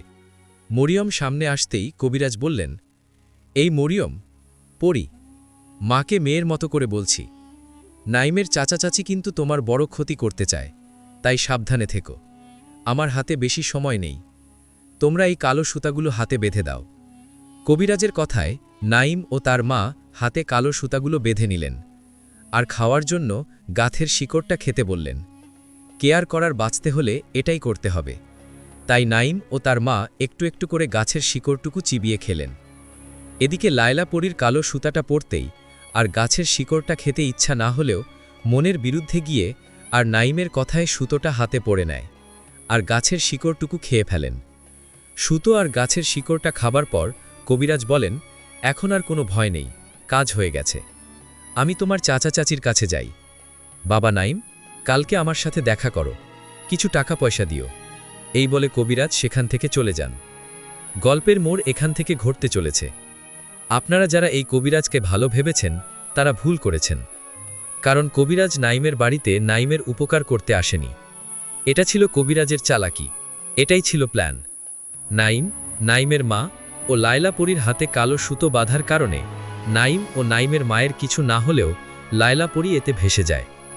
ওটা সাধারণ কোনো সুতো ছিল না, ওই সুতোটা হাতে পড়ে লায়লা পরী দুর্বল হয়ে পড়েন, আর এই সুযোগে কবিরাজ লায়লা পরীকে বন্দী করে ফেলে। অপরদিকে কবিরাজ নাইম ও নাইমের মাকে যে গাছের শিকড় খাইয়েছিল সেটাতে ছিল ঘুমের ঔষধ মেশানো একটা শিকড়। ওটাতে ঔষধ মেশানো ছিল। ঔষধ মেশানো শিকড় খাবার পর কিছুক্ষণের মধ্যে নাইম ও নাইমের মা গভীর ঘুমে ঘুমিয়ে পড়েন। সে রাতে নাইম ও নাইমের মায়ের ঘুম না ভাঙলেও পরের দিন দিনের বেলা তাদের ঘুম ভেঙে যায়। ঘুম ভাঙতেই নাইম তাড়াহুড়ো করে ওঠে, লায়লাকে ডাকতে থাকেন, কিন্তু নাইমের ডাকে লায়লা পরী কোনো সাড়া দেন না। এই দেখে নাইম ও নাইমের মা আশপাশ খুঁজে দেখেন, কিন্তু লায়লা পরী কোথাও নেই। এমন অবস্থায় নাইমের আর বুঝতে দেরি হয় না, লায়লা পরীর কোনো না কোনো বিপদ হয়েছে। এভাবে নাইম এক ধরে ওর চাচার বাড়িতে যায়। সেখানে গিয়ে নাইম বলে, চাচা চাচি, আমি লায়লাকে খুঁজে পাচ্ছি না, আমি জানি আপনারা কবিরাজ নিয়ে এসে কিছু করেছেন, চাচি দয়া করে বলুন না কি করেছেন, আপনাদের পায়ে পড়ি। নাইমের চাচি বলল, আরে সোনা বাবা, কষ্ট হচ্ছে, বউকে হারিয়ে কষ্ট হচ্ছে তাই না? তাহলে আমার কেমন লাগে? আমার একমাত্র ছেলে যে জেলে বন্দি, কি জানি কখনো ছাড়া পাবে কিনা। আমরা অশান্তিতে থাকব, তোরা সুখে থাকবি তা হবে না। চলে যা নাইম, আর লায়লা পরীর কথা ভুলে যা, কারণ পরী আর নেই। কবিরাজকে অনেক টাকা দিয়েছি ওকে মেরে ফেলতে। কবিরাজ আমার চোখের সামনে লায়লা পরীকে বোতলবন্দি করে নিয়ে গেছে, কি জানি এতক্ষণে মেরে ফেলেছে কিনা। কি, পরীকে বোতলবন্দি করে নিয়ে গেছে? এই কথাটা শুনে নাইম সেই কবিরাজের বাড়ির দিকে দৌড়াতে লাগল। দৌড়াতে দৌড়াতে নাইম কবিরাজের বাড়িতে। কবিরাজের কাছে গিয়ে হাঁপাতে হাঁপাতে বললেন, কবিরাজ চাচা, আমার লায়লা কই, ওকে আমার কাছে ফিরিয়ে দিন। এই বলে নাইম কবিরাজের পা জড়িয়ে ধরলেন। এই কি করিস, হাত পা ছাড়, আমার কাছে কি, চলে যায় এখান থেকে। না যাব, আমার লায়লার কি করেছেন দয়া করে বলুন, ফিরিয়ে দিন আমার বউকে, আমার পরীকে। এই পাগল হলি নাকি, পা ছাড়, আর কান্না বন্ধ করে এখান থেকে চলে যা। কবিরাজি আমার পেশা, আমি টাকার গোলাম। তোমার চাচা চাচি আমাকে অনেক টাকা দিয়েছে, আমি কাজ করে দিয়েছি। কি করছেন আমার পরীর সাথে, ওকে কি মেরে ফেলেছেন? এই বলে নাইম হাউমাউ করে কাঁদতে লাগল। এই দেখে কবিরাজ বললেন, এই শোন, কাঁদিস না, তোর লায়লাকে মারেনি, তবে তুই কখনো লায়লাকে পাবি না, কারণ ওকে বোতলবন্দি করে এমন একটা জায়গায় রেখেছি সেটা কখনো কেউ জানতেও পারবে না, কখনো পাবি না। কবিরাজের কথা শুনে নাইম নিজেকে ধরে রাখতে না পেরে জ্ঞান হারিয়ে ফেলল। এদিকে বেশ কিছুক্ষণ পর যখন নাইমের জ্ঞান ফেরে, তখন নাইম দেখেন তার বাড়িতে নাইম। কবিরাজের বাড়ি থেকে ওর মা ওকে নিয়ে আসছেন। জ্ঞান ফিরে নাইম অনেক কান্না করতে থাকে। কত সুখের সংসারটা ভেঙে চুরমার হয়ে গেল। পরীকে নাইম খুব ভালোবাসত, তাই রোজ রোজ নাইম ওর চাচা চাচির কাছে গিয়ে অনুরোধ করত। কবিরাজের কাছে গিয়ে পায়ে পড়ে লায়লাকে ফিরিয়ে আনার কথা বলত। নাইমের এমন পাগলামি দেখে কবিরাজ নাইমকে বলেন, নাইম, রোজ রোজ আমার কাছে এসে পাগলামি না করে বাড়িতে যা, কাজবাজ কর, লায়লা পরীকে ভুলে যা, কারণ আমি ওকে বোতলে বন্দি করে সেই বোতলটা নদীতে ফেলে দিয়েছি। এখন তুই বল, ওই বোতলটা ভাসতে ভাসতে কোথায় গেছে কে জানে। কবিরাজের মুখে এসব কথা শুনে নাইম অনেক কান্না করতে থাকে। ভালোবাসার মানুষকে হারিয়ে কে বা ভালো থাকতে পারে বলেন? যাই হোক, এভাবে নাইমের কষ্টের মাঝে কেটে যায় দিন। কয়েকদিন পর এক রাতে নাইমের কাছে লায়লাপরীর বাবা মা চলে আসেন। ওনাদের দেখে নাইম হাউমাউ করে কেঁদে ওঠেন।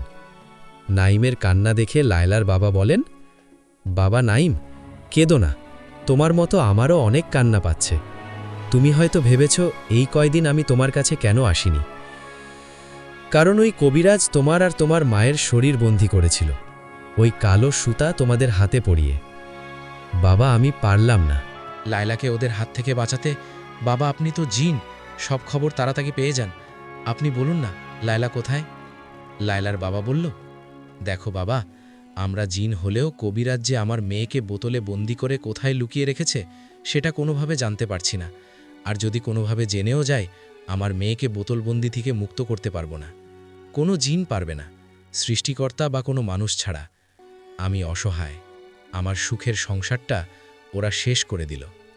লায়লার বাবা বলল, তোমার সংসার ভেঙে আমার মেয়েকে আমার কাছ থেকে আলাদা করে ওরা ভালো আছে ভাবছ? আজ একটু আগে ওই কবিরাজকে ভয়ঙ্করভাবে মেরে ফেলেছি, ওর শরীর টেনে ছিঁড়ে ফেলেছি। আর বাকি রইল তোমার চাচা চাচি। ওদের আমি মারিনি, ওদেরকে মারব কষ্ট দিয়ে দিয়ে। আমি ওদের দুটো পা অবশ করে দিয়েছি। এখন যতদিন বাঁচবে বিছানায় পড়ে থাকবে। ওদেরকে দেখাশোনা করে সেটাই দেখো। যাই হোক, আমি বাবা এখন চলে যাই। লায়লার ব্যাপারে কিছু জানলে তোমাকে বলবো। ভালো থাকবা বাবা। এই কথাটা বলে কান্না ভরা চোখে লায়লাপরীর বাবা চলে গেলেন। এদিকে নাইম লায়লাপরীর ফেরার আশায় কাটাতে থাকল দিন। এভাবে দিন যায়, মাস যায়, বছর যায়। লায়লাপরী আর ফিরে আসে না। এর মাঝে নাইমের বৃদ্ধ মাও মারা যায়। লায়লাপরী আর নিজের মাকে হারিয়ে নাইম পাগলের মতো হয়ে যায়। চুল দাড়ি বড় বড় করে পাগলের মতো ঘুরে বেড়ান। এভাবে অপেক্ষা করতে করতে কেটে যায় আরও 40টা বছর। 40 বছরে নাইমের অনেক বয়স হয়ে যায়। গ্রামের মানুষ নাইমকে পাগলা নাইম আর বাচ্চারা পাগলা নাইম দাদু বলে ডাকত। নাইম দাদু কিন্তু পাগল না, সবই বুঝেন, সব করেন, কিন্তু মানুষের সাথে কম কথা বলেন। গ্রামের সব নাতিন নাতিনদের সাথে বসে গল্প করেন। এমনি একদিন নাইম দাদুর সাথে গল্প করেন আমাদের এই গল্পের নায়িকা হাবিবা। এই যে এতদিন শুরু থেকে গল্পটা পড়লেন, এই গল্পটা নাইম দাদু হাবিবাকে বললেন। নাইম দাদুর মুখে কথাগুলো শুনে হাবিবার মনের অজান্তে চোখে পানি চলে আসছে। নাইম দাদুর মুখে কথাগুলো শুনে হাবিবা বললেন, দাদু, তুমি এখনও কি ওই লায়লাপরীর অপেক্ষায় থাকো? নাইম বললেন, এখন কি রে, মৃত্যু পর্যন্ত অপেক্ষা করব। সত্যিকারের ভালোবাসাকে ভোলা যায় বলো দাদু? তোমার এমন কষ্টের প্রেম কাহিনী শুনে খুব খারাপ লাগছে, কান্না পাচ্ছে। দাদু, আমার মনে হয় আমি তোমাকে কোনোভাবে সাহায্য করতে পারবো কি? কিন্তু কিভাবে? তুমি তো জানো দাদু, আমার সাথে একটা জিন থাকে। আমি ওকে কখনো দেখিনি। ও নাকি আমার শরীরে ভর করে। আমি উল্টোপাল্টা বলি, তাই মা বাবা এই আমার গলায় তাবিজ লুকিয়ে দিয়েছে। দাদু, আমি জানি এই তাবিজটা খুলে ফেললে ওই জিনটা আবার আমার কাছে আসবে। ও আমার কাছে আসলে আমি এবার কথা বলবো আর লায়লাপরীর কথা জানতে চাইব। কেমন হবে? কিন্তু মা, এ তো তোর প্রবলেম হতে পারে। তোর কাছে জিন আসে এজন্য তোর মা বাবা কবিরাজের কাছ থেকে তাবিজ নিয়ে এসেছে। এটা তুই খুলিস না। দাদু, তোমার আর লায়লাপরীর এই করুণ ইতিহাস, তোমাদের ভালোবাসার কথা শুনে কান্না করে ফেলেছি। তুমি নিজের দিকে তাকিয়ে দেখো, চেহারাটা পাগলের মতো করে ফেলেছ। গ্রামের সবাই তোমাকে পাগলা নাইম বলে, এটা তো জানো? নাইম দাদু বলল, চুপ থাকা মানুষগুলো যে কতটা সুখী হয় তা কেউ জানে না রে। একটা কথা কি জানিস লায়লা, পরীকে হারিয়েছি 40টা বছর হলো, কিন্তু বিশ্বাস কর আমার কাছে মনে হয় কিছুদিন। ওর প্রতি আগে যতটা ভালোবাসা ছিল এখনও আছে। আমি যতদিন মারা না যাই ততদিন ওর জন্য অপেক্ষা করব।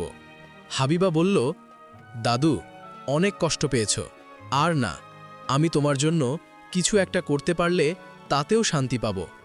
এই দেখো, তোমার সামনে তাবিজটা খুলে ফেললাম। এখন আজ নয়তো কাল ওই জিন আমার কাছে আসবে। ও আসলে আমি লায়লাপুরীর কথা জানতে চাইব, কিন্তু জিনের খবর রাখে বুঝলা, খবর এনে দিতে পারে, সেটা তো জানি রে। আচ্ছা, ওই যে তোর মা ডাকছে, যা বাড়িতে যা, গলা থেকে তাবিজটা খুলে ফেললি, এটা লুকিয়ে রাখ, তোর মা দেখলে বকা দিবে। নাইম, দাদুর কথাটা শোনো। হাবিবা তাবিজটা লুকিয়ে মায়ের সাথে বাড়িতে চলে গেল। বাড়িতে যাবার পর রাত হলেই হাবিবা অপেক্ষা করতে লাগলেন কখন সে জিনটা তার কাছে আসে, কিন্তু জিন তো আসে না। এভাবে 1 রাত, 2 রাত, 3 রাতের বেলা, গভীর রাতে হাবিবা বুঝতে পারেন তার রুমে কেউ আছে। হাবিবা কিছু একটা উপস্থিতির টের পাচ্ছে। এমন অবস্থায় হাবিবা বললেন, এখানে কি কেউ আছেন? কেউ থাকলে সামনে আসেন, আপনার সাথে কথা বলবো। কিন্তু হাবিবার কথায় কেউ সামনে আসে না। তখন সে আবারও বলে, এখানে কেউ থাকলে আমার সামনে আসতে পারেন, সমস্যা নাই। এইবার হাবিবার কথায় উত্তরে মিষ্টি কঞ্চে কেউ বলে ওঠে, আমি তোমার সামনে আসলে ভয় পাবে না তো? আবার চিৎকার করবে না? না, ভয় পাবো না, চিৎকার করবে না, আসেন আসেন। ওকে, চোখটা বন্ধ করো, আমি বললে তবেই চোখটা খুলবে। জিনের কথায় হাবিবা চোখটা বন্ধ করল। চোখ বন্ধ করার একটু পর জিনটা বলল, এবার চোখ খোলো। জিনের কথায় হাবিবা চোখ খুলে অবাক হয়ে এক দৃষ্টিতে তাকিয়ে রইল। হাবিবা বলল, এটা কি তুমি? হায় হায়, আমি তো ক্রাশ খেল গেলাম, তুমি তো খুব সুন্দর। আরও আগে তোমাকে কেন দেখিনি? আরও আগে দেখার সুযোগটাই বা কোথায় দিলে? তোমার পেছনে লেগেছি অনেক দিন আগে, মাঝে মাঝে তোমার শরীরে এসে ভর করতাম। সেজন্য তোমার মা বাবা কবিরাজের কাছ থেকে তাবিজ এনে তোমাকে পরিয়ে দিয়েছে, তাই তোমার কাছে আসতে পারিনি। এখন মনে হয় তাবিজটা হারিয়ে ফেলেছ, তাই কাছে আসলাম। তাবিজ হারাইনি, খুলে ফেলেছি। কেন? কারণ কি? সময় হলে জানতে পারবে। আগে তোমাকে একটু দেখতে দাও। দেখো, সমস্যা নেই, কিন্তু আমার তো চিন্তা হচ্ছে, হঠাৎ তোমার এত পরিবর্তন কিভাবে? শুনবা শুনবা, সব শুনবা। তার আগে বলো, আমার কাছে তুমি আসো কেন? আমাকে ভালোবাসো? হ্যাঁ, পছন্দ করি, ভালো লাগে। কবে থেকে? অনেক দিন আগে তোমার বান্ধবী আর তুমি মিলে একটা আম গাছে উঠেছিলা, আম পাড়তে, মনে আছে? হ্যাঁ, মনে থাকবে না কেন? সেটা তুমি জানলা কেমনে ওই আম গাছে তখন আমি ছিলাম, তুমি মেয়ে মানুষ হয়ে গাছে উঠেছ, বিষয়টা দেখে ভালো লাগছিল। তখনই তোমাকে দেখলাম, ভালো লাগলো, তখন থেকে তোমার পিছু নিলাম। ও, এই কাহিনী তাহলে। হ্যাঁ, এই জন্যই তোমার কাছে আসি, আর আসব। আমি তো তোমাকে পছন্দ করি, ভালোবাসি। তুমি কি আমাকে ভালোবাসো? দেখো, ভালোবাসা তো এত তাড়াতাড়ি আসে না, আস্তে আস্তে আসবে। এখন আমার একটা কাজ করতে হবে তোমাকে। কি কাজ বলো? জিনের কথার জবাবে হাবিবা নাইম ও লায়লাপরীর সব ঘটনা এই জিনকে খুলে বলল। হাবিবার কাছে নাইম ও লায়লাপরীর ঘটনা শুনে জিনটা বলল, হাবিবা, তুমি যে ঘটনা বললা নাইম দাদু ও লায়লাপরীর, এটা শুনে তো জিন হয়ে আমার খারাপ লাগছে, কান্না পাচ্ছে। এরকম ভালোবাসা হয় তাহলে? হ্যাঁ হয়, তাই তোমাকে সাহায্য করতে বললাম। লায়লাপরী আজ 40 বছর ধরে নিখোঁজ। তুমি তো জিন, খোঁজ নিয়ে দেখবা লায়লা কি আসলে বেঁচে আছে নাকি নেই, নাকি কোথাও বোতলবন্দি করে পড়ে আছে। ঠিক আছে, আমি খোঁজ নেব, তুমি কোনো চিন্তা করো না। এমন সত্যিকারের ভালোবাসা হারিয়ে যেতে পারে না। আমি আজই খোঁজ নেওয়া শুরু করব। কালকে রাতে এই টাইমে আমি তোমার কাছে আবার আসব। আজ যেতে হবে, ভালো থেকো, কেমন? ওই শোনো, তোমার নাম কি? আমার নাম ইয়ামিন। হাবিবাকে নাম বলে ইয়ামিন জিন সে রাতের মতো চলে গেল। ইয়ামিন জিন চলে যাওয়ার পর হাবিবা ঘুমিয়ে পড়লেন। পরের দিন হাবিবা নাইম দাদুর সাথে দেখা করল। দেখা হতে হাবিবা বলল, দাদু, খবর আছে জানো, আমার কাছে ওই জিন আসছে কাল রাতে। আমি ওর সাথে কথা বলেছি, ওর নাম ইয়ামিন। দাদু, ইয়ামিন জিনকে বলেছি মরিয়মপুরীর বিষয়ে খোঁজ খবর নিতে। আশা করি ইয়ামিন কোনো খোঁজ এনে দিতে পারবে। নাইম দাদু বলল, তুই আর রক্তের কেউ না হয়েও এত কিছু করছিস? দাদু, তুমিও তো রক্তের কেউ না, প্রতিবেশী দাদু, তবুও দেখো আমাকেও অন্য বাচ্চাদের কেমন ভালোবাসো, নিজের নাতি নাতিদের মতো করে। অনেক কথা বলতে শিখেছিস। তা তোর জিন দেখতে কেমন, সুন্দর নাকি ভয়ানক? ও দেখতে অনেক সুন্দর দাদু, দেখে তো প্রেমে পড়ে গেছি। কি যে বলিস! দেখ মা, প্রেমে পড়িস আর যাই করিস, একটু ভেবে চিন্তে করবি, আর পরিবারের কথার বিরুদ্ধে যাবি না, কেমন? ঠিক আছে দাদু। আচ্ছা দাদু, আমি তাহলে এখন আসি। ইয়ামিন জিনের রাতে আমার কাছে আবার আসবে। ও এসে কি খবর দেয় তোমাকে কাল জানাবো। ঠিক আছে, সাবধানে থাকবি। নাইম দাদুর কাছে বিদায় নিয়ে হাবিবা বাড়িতে চলে আসলো। কথা মতো সে রাতে ইয়ামিন জিন আবারও হাবিবার কাছে আসলো। ওর কাছে আসতেই হাবিবা বলল, ইয়ামিন, তুমি আসছো? কোনো খবর আছে কি? লায়লাপুরীর বিষয়ে কিছু জানতে পারলে কি? না হাবিবা, সত্যি বলতে অনেক খোঁজ করলাম, অনেক জায়গায় দেখলাম, লায়লাপুরীর কোনো খোঁজ খবর পেলাম না। লায়লাপুরীকে খুঁজে পাওয়া সহজ হতো লায়লাপুরীকে যে বোতলবন্দি করেছে সেই কবিরাজ যদি বেঁচে থাকত।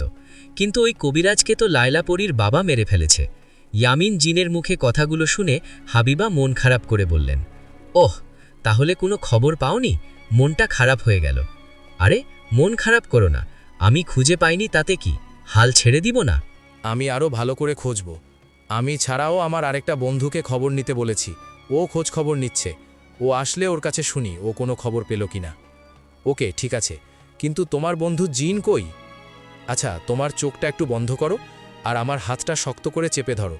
আমি না বলা পর্যন্ত চোখ খুলবা না, কেমন? কেন, কিছু করবে নাকি? ভয় লাগছে? আরে ভয় নেই, হাতটা ধরে চোখ বন্ধ করো। ইয়ামিনের কথায় হাবিবা ওর হাতটা ধরে চোখ বন্ধ করল। এদিকে চোখ বন্ধ করার কিছুক্ষণ পর ইয়ামিন বললেন, এবার চোখ খোলো, দেখো তোমাকে কোথায় নিয়ে আসছি। আরে বাহ, জায়গাটা তো খুব সুন্দর, চাঁদনি রাতে খুব সুন্দর লাগছে জায়গাটা। এটা কোথায়? এটা আমাদের জিনের রাজ্য। আমি তোমাকে জিনের রাজ্যে নিয়ে আসছি। কি? আমার ভয় করছে, আমি এখানে থাকবো না, আমাকে রুমে রেখে আসো প্লিজ প্লিজ। বোকা মেয়ে, এটা জিনদের রাজ্য না।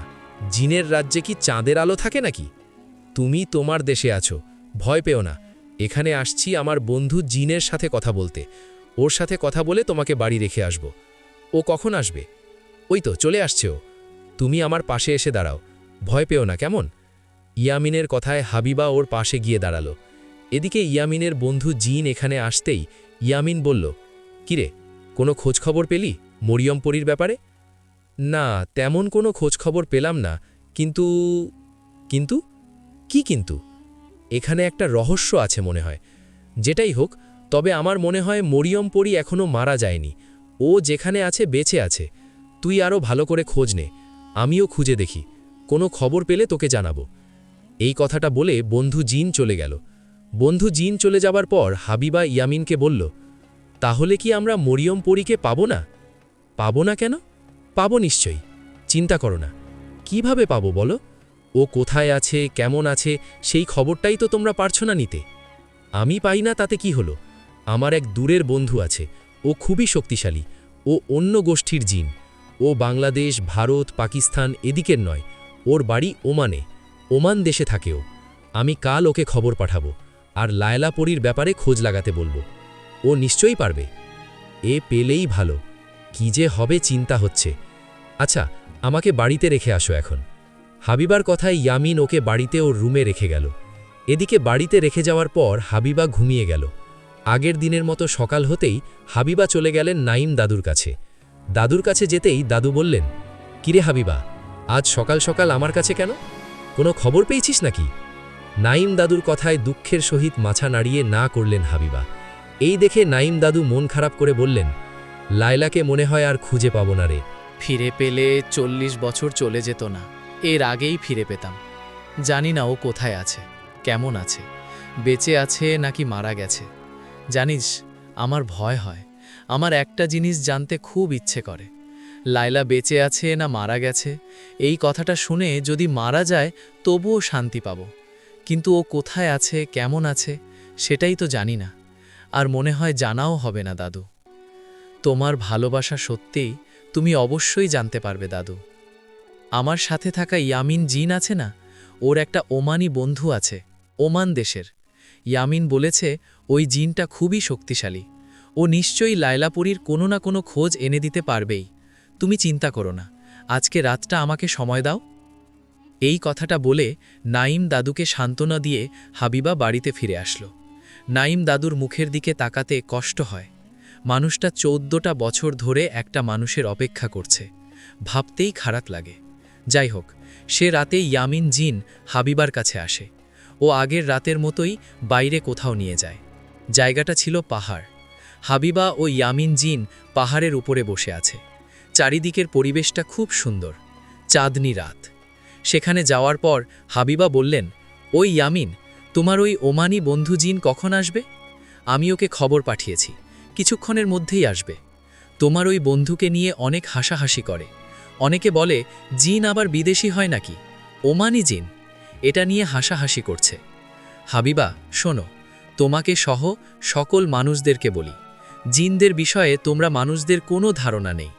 তোমাদের মানুষেরা যেমন নানান জন নানান দেশে থাকে, নানা জাতির মানুষ, নানা ধর্মের মানুষ, জিনদের মধ্যেও তেমন নানা গোষ্ঠীর, নানা বংশের ও নানান ধর্মের জিন আছে। আমার বন্ধুকে নিয়ে যারা বিদেশি বলে হাসাহাসি করে, তাদের কাছে প্রশ্ন, দুনিয়ার সব জিন কি তোমাদের বাংলাদেশে থাকে, নাকি অন্যান্য দেশেও জিন আছে? সব দেশেই তো জিন আছে। হ্যাঁ, সব দেশেই জিন আছে। আমার বন্ধুও থাকে ওমান দেশে। ও অনেক কিছুর ব্যাপারে খোঁজ নিতে পারবে। ওই যে ও আসছে। কই, ওরা তো বিশাল একটা ঈগল পাখি, আমাদের দিকে এগিয়ে আসছে। ইয়ামিন ভয় করছে। হাবিবার কথার জবাব দিতে না দিতেই বিশাল আকারের ঈগলটা ইয়ামিন ও হাবিবার সামনে এসে পড়লেন, আর জিনের রূপে রূপান্তরিত হল। বন্ধু জিনকে দেখে ইয়ামিন ওর কাছে গিয়ে জড়িয়ে ধরে কথা বলল। তাদের মাঝে বেশ কথা হলো। এদিকে হাবিবার সাথে ওই জিনটাও কথা বলল। কথা বলার শেষে ইয়ামিন ওই বন্ধু জিনকে মরিয়মপুরীর ব্যাপারে পুরো ঘটনা খুলে বলল। ইয়ামিন বন্ধু জিনকে আরও বললেন, এজন্যই তোমাকে ডেকেছি। তুমি লায়লাপুরীর বিষয়ে কোনো খোঁজ খবর পাও কি না সেটা আমাদের জানাও। ওকে, ঠিক আছে বন্ধু, আমি খোঁজ নিচ্ছি। তুমি আজকে রাতটা আমাকে সময় দাও। কালকে তোমরা আবার আমার সাথে দেখা করবা। আর হ্যাঁ, সাথে ওনাকে নিয়ে আসবা। লায়লাপুরীর বর, ওনার নাম কি? নাইম। বন্ধু জিন বলল, হ্যাঁ, নাইমকে নিয়ে আসবা। আমি কোনো খোঁজ পেলে তোমাদের সবাইকে একসাথে জানাবো। এই কথাটা বলে বন্ধু জিন সেখান থেকে চলে গেল। এদিকে বন্ধু জিনের কথা মতো হাবিবা পরের দিন নাইম দাদুর কাছে গিয়ে সব ঘটনা খুলে বলল। হাবিবা দাদুকে এটাও বললেন, আজ রাতে সবাইকে ডেকেছেন ওই ওমান থেকে আসা ইয়ামিনের বন্ধু জিন। হাবিবার কথাগুলো শুনে বেশ আশা নিয়ে রাজি হলেন নাইম দাদু। কি জানি এতদিন পর মরিয়মপুরীর কোনো খোঁজ খবর পাওয়া যায় কি না। যাই হোক, অনেক অপেক্ষার শেষে সে রাতে নাইম দাদু, হাবিবা ও ইয়ামিন জিন বন্ধু জিনের অপেক্ষা করতে লাগলেন। খুব টান টান উত্তেজনা। কি হবে? ওমান দেশে থাকা ইয়ামিনের বন্ধু জিন কি কোনো খবর দিতে পারবে নাকি? এরকম একটা অবস্থায় সেই বন্ধু জিন সেখানে চলে আসলো। ও আসতেই ইয়ামিন বলল, বন্ধু আসছে তাহলে, বল কোনো খবর পেলে কি? এ বলে সবাই ওর মুখের দিকে তাকিয়ে রইল। কি বলে? ইয়ামিনের কথায় ওর বন্ধু বললেন, ইয়ামিন, লায়লাপরীর সাথে খুব খারাপ হয়েছে, এটা সবাই জানে, তাই না?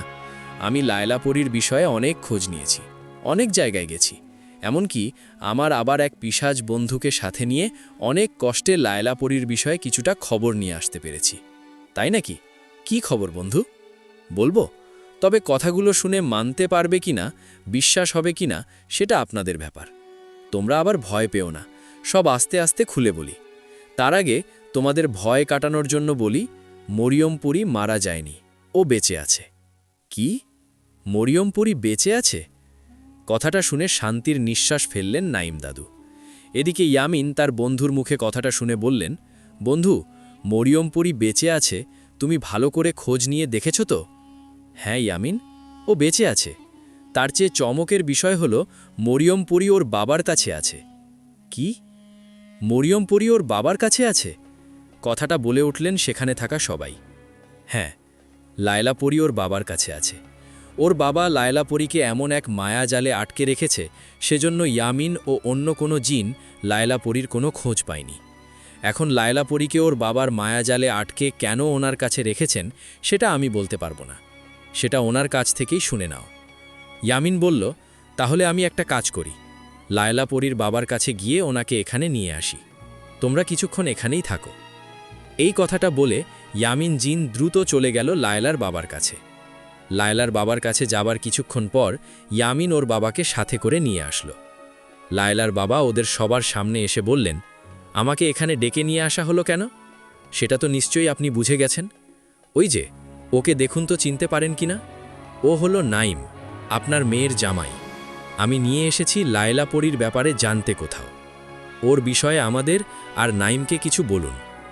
লায়লার বাবা বলল, আমি তো কিছু জানি না, লায়লা তো অনেক দিন ধরে নিখোঁজ। লায়লার বাবার মুখের কথা শুনে নাইম ওনার পা ধরে অনেক কান্না করতে থাকেন। নাইম বলেন, আমাকে দয়া করে সত্যিটা বলেন, লায়লা কোথায়, ও কেমন আছে? আপনি সব জানেন, দয়া করে আমাকে বলুন ওর ব্যাপারে। নাইমের কান্নার অনুরোধে লায়লাপুরীর বাবার মন গলে যায়। তখন লায়লাপুরীর বাবা বলেন, নাইম, আমার পা ছাড়ো, আমি আমার মেয়ে লায়লার ব্যাপারে জানি, ও আমার কাছে আছে। কিন্তু নাইম, লায়লাকে তুমি 40 বছর আগে হারিয়েছ। এই 40 বছর কিন্তু লায়লা আমার কাছে ছিল না। লায়লা 30 বছর বোতলে বন্দি ছিল। মনে আছে ওই কবিরাজের কথা, যে লায়লাকে বোতলবন্দি করেছিল? নাইম, ওই কবিরাজ লায়লাকে বোতলবন্দি করে একটা জঙ্গলের মধ্যে মাটির নিচে পুঁতে রাখে, আর তোমাকে আমাকে মিথ্যা বলে কবিরাজ বলেছিল বোতলটা নদীতে ফেলে দিয়েছে। নাইম, আমি আমার মেয়েকে ফিরে পেতাম না। কবিরাজ লায়লাকে বোতলবন্দি করে যে জঙ্গলে মাটির নিচে পুঁতে রেখেছিল, 30 বছর পর ওই জঙ্গলটা পরিষ্কার করে সেখানে অফিস বানানোর জন্য কাজ শুরু করেন। সেই জায়গাটা খোঁড়া হয়, আর তখনই বোতল থেকে লায়লা মুক্ত হয়। লায়লা মুক্ত হবার সাথে সাথে আমি বুঝে ফেলি, আর আমার মেয়েকে আমার কাছে নিয়ে আসি। নাইম, 10 বছর ধরে লায়লা আমার কাছে। তুমি যেমন 40 বছর ধরে লায়লার জন্য অপেক্ষা করতে করতে পাগলের মতো হয়েছ, লায়লা মুক্ত হওয়ার পরও ঠিক তোমার মতো ছটফট করে তোমার জন্য। কিন্তু আমি লায়লাকে তোমার কাছে আসতে দেই না, ওকে মায়ার জালে আটকে রাখি, যেন তুমি ওর খোঁজ খবর না পাও, আর লায়লাও তোমার কাছে আসতে না পারে। কি করব বলো? মানুষের প্রতি আমার বিশ্বাস উঠে গেছে। তোমাদের মানুষের জন্য আমার মেয়েটা 30টা বছর মাটির নিচে বোতলে বন্দি ছিল। যদি সেখানে অফিস তৈরির কাজ না হতো, তাহলে আমার মেয়েটা আর মুক্ত হতো না, সেখানেই মারা যেত। যাক বাবা, আমি আমার মেয়েকে অনেক কষ্টে ফিরে পেয়েছি। আমি এখন চাই না ও তোমার কাছে ফিরে আসুক। তুমি বাবা ওকে ভুলে যাও। লায়লাপুরীর বাবার মুখে কথাগুলো শুনে সবাই অবাক। এ যেন সিনেমার কাহিনীকে হার মানায়। সবার মতো নাইম দাদুও কথাগুলো বলছিলেন, কিন্তু দাদু লায়লার বাবার কথাগুলো শুনে কোনো উত্তর দেবার আগে বেহুশ হয়ে মাটিতে পড়ে গেলেন। এদিকে হাবিবা তখন দৌড়ে নাইম দাদুর কাছে গেলেন, আর ইয়ামিন জিনের সাহায্যে নাইম দাদুকে হাসপাতালে ভর্তি করালেন। হাসপাতালে ভর্তি করার পর ডাক্তার নাইম দাদুকে দেখে বললেন, ওনার অবস্থা তো ভালো না, শরীর খুব খারাপ। উনি ভালো মতো খাওয়া দাওয়া করেন না, ঘুমান না, শরীরের যত্ন নেন না। ওনার মাঝে আরেকটা বড় সমস্যা হলো, উনি সবসময় চিন্তায় থাকেন।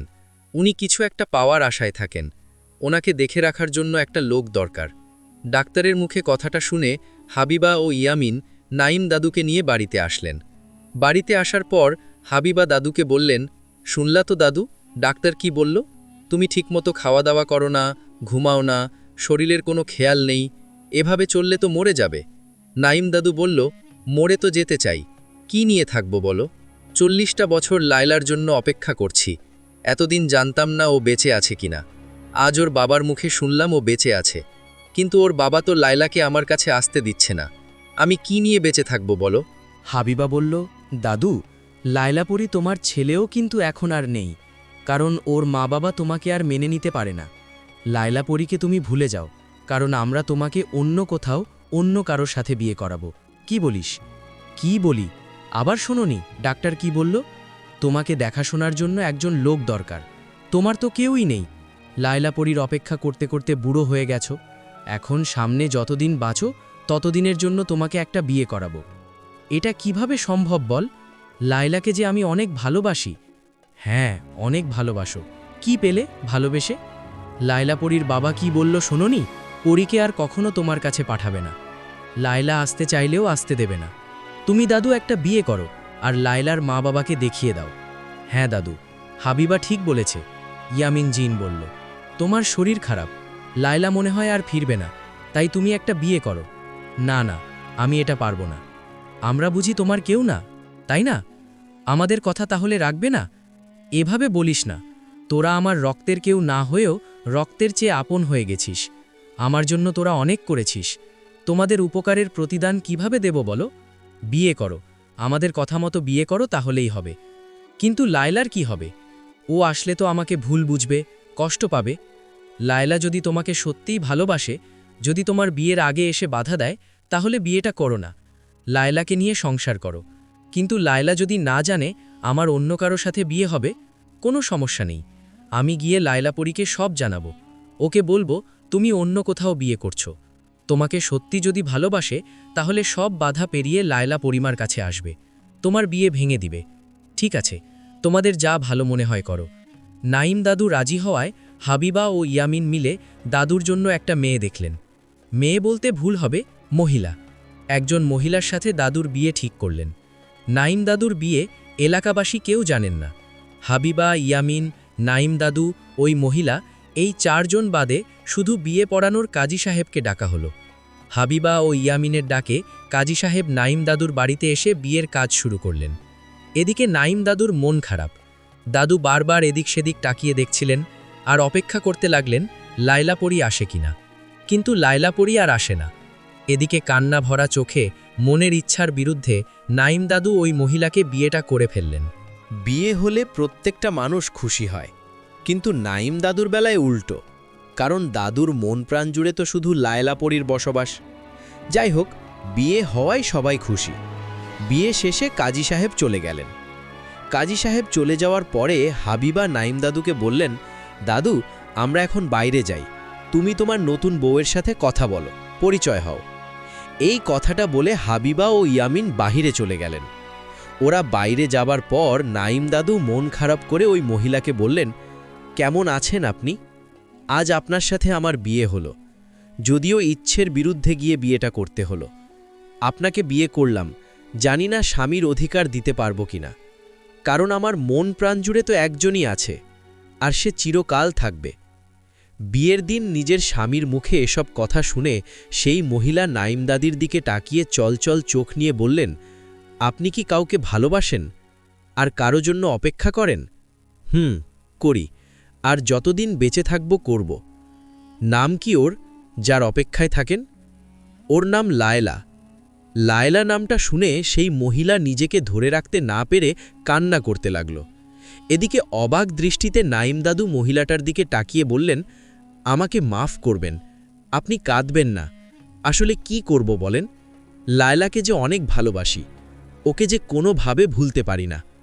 মহিলাটা বলল, নাইম, চুপ করো, তুমি জিতে গেছো, তুমি সেরা, তুমি আসল প্রেমিক। নাইম, আমি অন্য কোনো মহিলা না, আমি তোমার লায়লাপরী। কি? তুমি লায়লাপরী? মানে?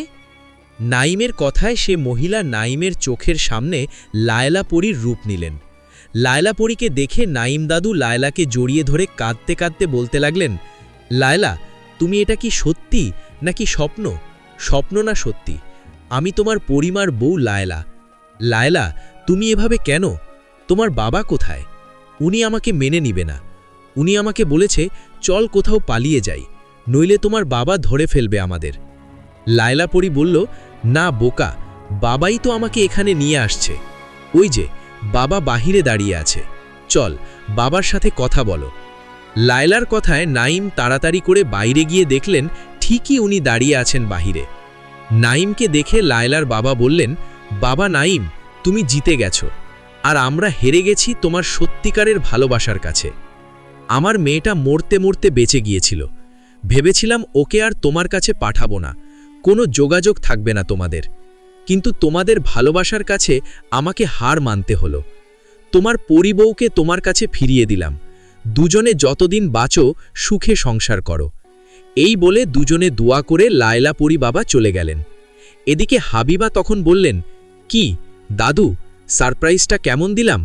কি ভেবেছিলা তোমার মতো সত্যিকারের ভালোবাসার মানুষকে অন্য কারো সাথে বিয়ে দেব? এটা কিভাবে ভাবলা বল? আমাকে এরকম সারপ্রাইজ দিবি কখনো ভাবিনি।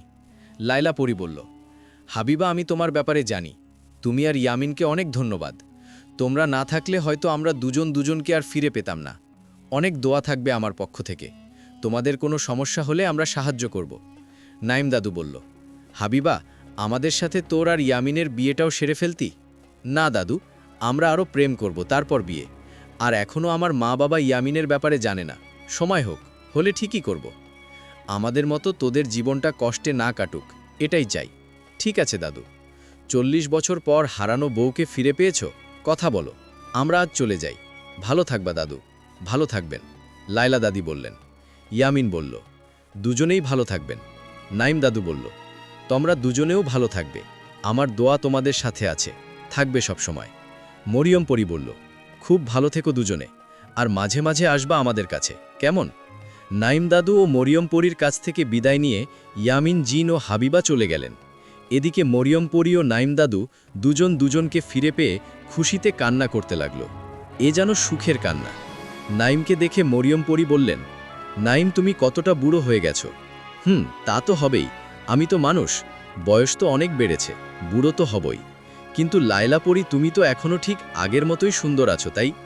আমার বুড়ো বরটা, আমরা তো জিন জাতি, আর তোমাদের থেকে আমাদের হায়াত অনেক বেশি, তাই আমাকে এরকম লাগছে, যেন তোমাকে প্রতিনিয়ত মিস করছি। রোজ রোজ অপেক্ষা করতাম, কবে কখন তুমি ফিরবা। আমিও তোমাকে খুব মিস করতাম, কখনো ভাবিনি তোমাকে আবার ফিরে পাব। তোমাকে ফিরে পেয়েছি, আর হারাতে চাই না। আর যতদিন বেঁচে থাকি তোমার সাথে সংসার করব। পরীর সাথে সংসার? আচ্ছা ঠিক আছে, লায়লা, তোমাকে ফিরে পেলাম। অনেক কথা তো হলো, এবার সবার কাছে বিদায় নেবার পালা। প্রিয় দর্শক, আমাদের আজকের ঘটনাটি আপনাদের কাছে কেমন লাগলো কমেন্ট করে জানাতে ভুলবেন না। আপনাদের কাছে যদি এরকম কোনো ঘটনা থাকে আমাদেরকে লিখে জানাতে পারেন। আমাদের ইমেল অ্যাড্রেস আমাদের ভিডিওর ডেসক্রিপশনে পেয়ে যাবেন।